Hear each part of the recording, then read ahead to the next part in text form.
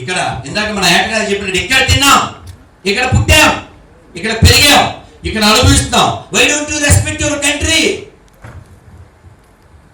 మతం వ్యక్తిగతం అండి, మతం వ్యక్తిగతం, కానీ దేశం మనందరిది. అది నేర్పినటువంటి గొప్ప సంస్కృతిలో మనం పుట్టాం, దీన్ని కాపాడుకోవాలి. ఎన్ని తల్లుల మానాలు పోయినాయి, ఎన్ని తల్లుల ప్రాణాలు పోయినాయి. కళ్ళకు కట్టి చూపించారు.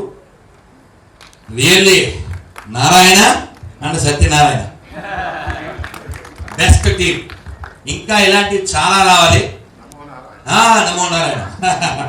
రియల్లీ ఇప్పుడు because this movie happened not because of this Narayana or this Satyanarayana, because of Tirumala Narayana. Correct, as you said. Correct నా? కాబట్టి స్వామివారు ఆ ఆలోచన ఇవ్వడం, మీరు దాన్ని అమలు చేయడం, దానికోసం ఆస్తినైనా కూడా అమ్మడం చాలా చాలా గ్రేట్ అండి. ఇలాంటి మూవీస్ మనం తీయకపోతే చరిత్ర తెలియదు. అప్పుడు పాడారు కదా ఏంటి, కోటి రతనాల వీణ నా తెలంగాణ. అలాంటి తెలంగాణలో ఇలాంటి చీడ పురుగులు ఎంత నాశనం చేసి, ఓ బైరానపల్లి, బైరానపల్లి, గుండ్రాపల్లి 2, అలాగే పరకాల, ఇవన్నీ ఎందుకు ఉండాలి? అది పరకాల, కానీ అలాంటి వాళ్ళు వస్తే ఎప్పుడైనా నరకాల, దానికోసం ఉరకాల, వాడి మెడ కొరకాల. ఎందుకంటే మనకి నిజం కావాలి, నిజం కాదు, మనకి నిజం కావాలి. బండెనక బండి గట్టి 16 బండ్లు గట్టి, ఏ బండికి వస్తావు కొడకో నైజాము సక్కరోడా. అవసరమా మనకి అంటుంటాం కదా, మనకు అవసరమా? కాబట్టి ఈ గత చరిత్ర ఏదైతే ఉందో అది ప్రస్తుత తరానికి తెలియాల్సిన బాధ్యత ఉంది. ఇలాంటివి మళ్ళీ రిపీట్ కాకుండా చూసుకోవాల్సిన బాధ్యత మనకు కూడా ఉంది. 100 కోట్ల పైన 140 కోట్ల మంది జనాభాతో, ప్రపంచంలో ఎక్కువ మంది యువకులతో ఉన్నటువంటి, యువశక్తితో ఉన్నటువంటి దేశం ఎన్నో రంగాల్లో దూసుకెళ్తుంది. ఇంకా ముందుకు తీసుకెళ్లాల్సిన పరిస్థితి ఉంది.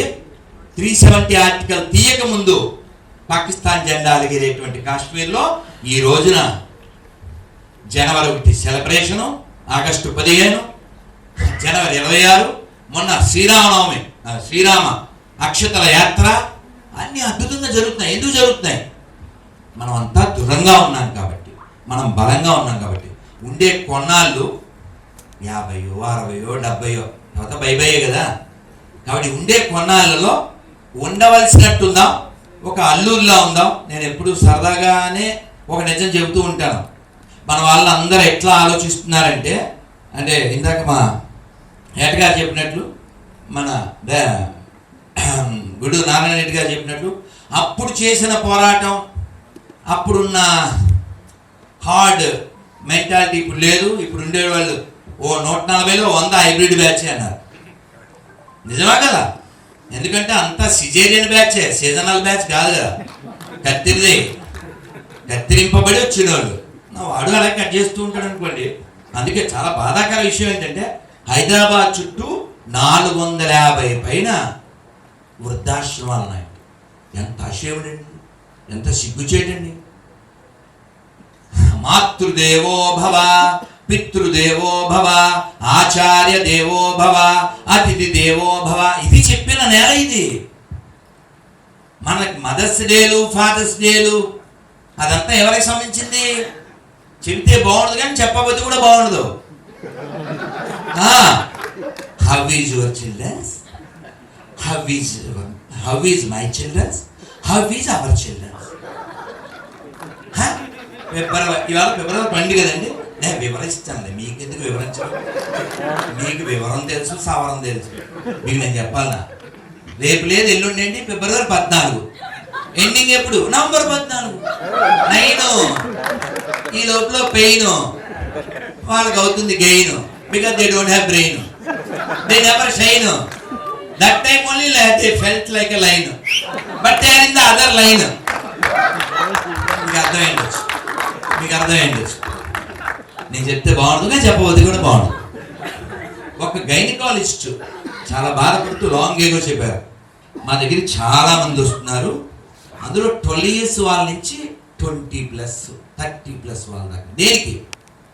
కత్తి చంపేస్తాను, చంపేయడానికి.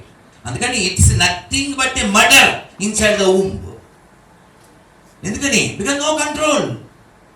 సీతాదేవికి ఆఫర్ ఇచ్చాడు లోఫర్ గాడు, అందుకే తగలెడుతున్నాం. ఇప్పుడు కూడా మనం తగలెడుతున్నాం లేదా? చరిత్రగా ఈయన చెప్పినట్టు, చరిత్రే చదివి, నేను ఇందాక మా ఏటగారు చెప్పినట్టు చదివే కాదు కాదు కదా, అనసూయ గారు చెప్పినట్లు అసలు బుక్కులు ఎందుకు చదవాలి? మనం ఎందుకు చదవాలి?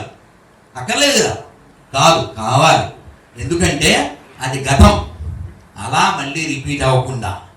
అందుకని మనకి చరిత్ర తెలియాలి, తెలుసుకోవాలి. అందుకని చింపితే చిరిగిపోద్ది. ఈ డైలాగులు ఫన్నకి పనికి వస్తుంది, గన్న ఎత్తినప్పుడు పనికిరాదు. వాళ్ళంతా గన్నలు ఎత్తారుగా. కాబట్టి మన పూర్వీకులకి గుండె నిబ్బరం ఉంది, ధైర్యం ఉంది, స్థైర్యం ఉంది. ఈ సినిమాలో ట్రైలర్లో మనం ఒకటి చూసాం, గాజుల శబ్దం వినపడకూడదు, కాషాయం కనపడకూడదు. అంతేనా? ఓంకారం వినపడకూడదు, కాషాయం కనపడకూడదు. ఇది వాళ్ళ దృష్టి. అందుకే ఇప్పుడు పాకిస్తాన్ ఎత్తుకుంటుంది ముష్టి. రాసుకో, అంతే రాసుకో. ఎవరి నాశనాన్ని కోరుకున్నారు వాళ్ళు. మనం ఎదుగుతున్నాం బుల్లెట్ ట్రైన్ వేసుకుంటూ, బుల్లెట్ లాగా. వాళ్ళు అడుక్కు తింటున్నారు. టీలో కూడా పంచదార తక్కువ వేసుకోమని వాడ మంత్రి చెప్తున్నాడు. అందుకని ఇంకోటి చెడు కోరిన వాడు ఎప్పుడు చెరపకురా. కాబట్టి మనం నిజాం విషయంలో నిజం తెలుసుకుందాం. వాడేదో ఒక మతానికి సంబంధించిన వాడని మాట్లాడద్దండి. రావణాసురుడు ఆ మాటకు వస్తే మరి మా వాడు అలా అంటాడు. ఎవడైనా అన్నం తెలియవాడు ఎవడైనా ఆ మాటకు వస్తే పూజ చేసే బ్రాహ్మణులు ఎవరు వాడిని సపోర్ట్ చేయరు. రావణాసురుడు నేసేసిన రాముడినే పూజ చేస్తున్నారు. అవునా కాదా? రాముడు క్షత్రియుడు, రాసిన వాడు ఎస్టీ, వీళ్ళనేమో ఎవరు అర్థం చేసుకోరు. అర్థం చేసుకుందాం, లేదా అర్థమైందని అడుగుదాం. అలాగైతే మనం అర్థం అయిపోతాం, గుర్తుపెట్టుకోండి. అంటే ముక్కలు అయిపోతాం. ఇప్పటికి ఏం చాలు. ఎంత పెద్ద దేశం తెలుసా ఇది?